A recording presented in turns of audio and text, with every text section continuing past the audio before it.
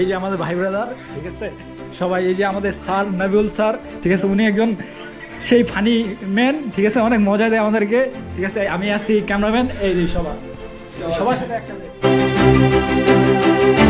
আজকে আমাদের জন্য একটা খুব শুভ দিন, আপনারা সবাই এসেছেন, সবাইকে দেখে আমার খুব ভালো লাগছে। তো মিরপুর আমার এখানেই ছোটোবেলা থেকে আমার চাইল্ডহুডের স্পেস।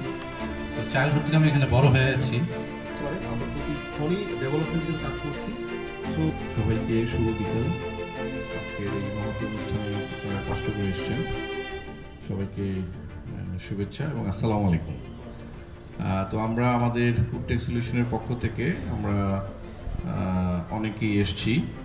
আমাদের কোম্পানির একটা ব্যাপকতা আছে, সেই জন্য সবাই উপস্থিত হতে পারি নাই। ঢাকার বাইরে অনেকগুলো ব্রাঞ্চ আমাদের আছে, সেখানে যারা দায়িত্বপ্রাপ্ত কর্মকর্তারা আছেন তারা এখানে নেই।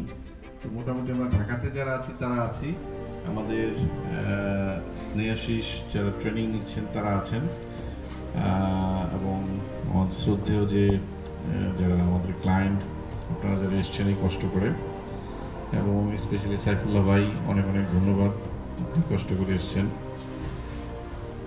তো আমরা মিরপুরের এই সেন্টারটা হয়েছে আমরা অনেকদিন করেছি, বাট একটা শুভক্ষণ চাচ্ছিলাম যে আনুষ্ঠানিকভাবে এটার উদ্বোধন করার জন্য। তো আজকে সেই ক্ষণটা আমাদের এসছে, আমরা করতে যাচ্ছি, করে ফেলেছি অলরেডি। তো মিরপুর একটা বিশাল এলাকা এবং ফার্নিচারের আতুর ঘর বলা যেতে পারে, কারণ সবাই জানে যে রোকেয়া সরণি হচ্ছে ফার্নিচারের বাংলাদেশের একমাত্র এবং সবচেয়ে বড় শোরুম। এখানে বড় কোম্পানিগুলোর হেডকোয়ার্টারও কিন্তু এইখানে, এবং সেই হেডকোয়ার্টারে বসে কিন্তু বাংলাদেশের যারা ফার্নিচারের ইন্ডাস্ট্রি যারা চালান তারা কিন্তু মিরপুরে বসে থেকেই চালান।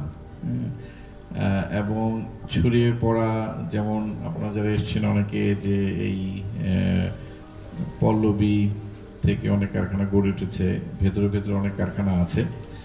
তো আমার নিজের বাসস্থানও মিরপুর, সেই অনেক বছর মিরপুরে আমি থাকি।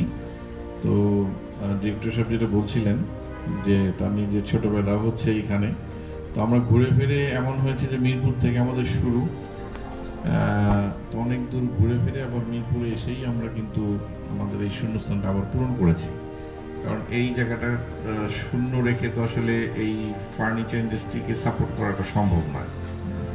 আমরা ছড়িয়ে ছিটিয়ে আছি, কাজ করছি সারা বাংলাদেশে, চেষ্টা করছি এই ইন্ডাস্ট্রি ডেভেলপমেন্ট করার জন্য। আমাদের শুধু একটাই রিকোয়েস্ট থাকে, সেটা হচ্ছে যে ডাব্লিউটিএসকে কখনো মেশিন বিক্রির প্রতিষ্ঠান হিসেবে গণ্য না করা। যারা আপনারা কারখানা আছেন, যে ফার্নিচার মেশিন বিক্রিটা হচ্ছে একটা ক্ষণিকের একটা বিষয়, যে অনেক ক্লায়েন্ট এসে বলেন যে এই মেশিন নিব, দাম কত।